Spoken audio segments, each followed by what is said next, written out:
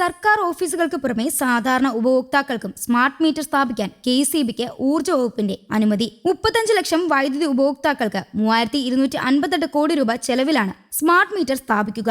ഉപഭോക്താക്കളുടെ എണ്ണം 50 ലക്ഷമായി ഉയർന്നാൽ ചെലവ് 5000 കോടി രൂപയാകും. ഒന്നാം ഘട്ടം 1.88 ലക്ഷം സംസ്ഥാന സർക്കാർ ഓഫീസുകളിൽ സ്മാർട്ട് മീറ്റർ സ്ഥാപിക്കും. വൈദ്യുതി ബോർഡിന്റെ മൊത്തമുള്ള 1.40 കോടി ഉപഭോക്താക്കളിൽ 1.88 ലക്ഷം സർക്കാർ സ്ഥാപനങ്ങളാണ്.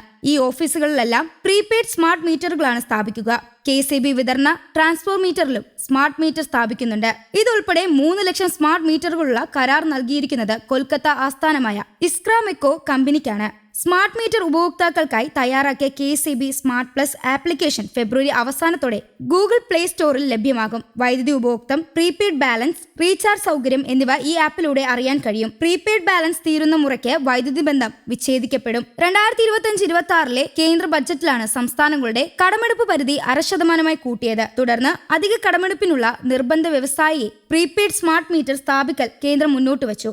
സ്മാർട്ട് മീറ്റർ സ്ഥാപിക്കാൻ കരാർ ഏറ്റെടുക്കുന്ന കമ്പനി മുഴുവൻ ചെലവും പൂർത്തിയാക്കിയ ശേഷം മീറ്റർ വാടക എത്തുന്ന നിലയിൽ തുക പിരിച്ചെടുക്കുമെന്ന നോട്ടീസ് രീതിയാണ് കേന്ദ്രം നിർദ്ദേശിക്കുന്നത്. ഇതിന് ബോർഡ് എതിർത്തതോടെ മുഴുവൻ ചെലവും ബോർഡ് വഹിക്കുന്ന ക്യാപ്കസ് രീതി നടപ്പാക്കാനാണ് സംസ്ഥാനത്തിന്റെ തീരുമാനം.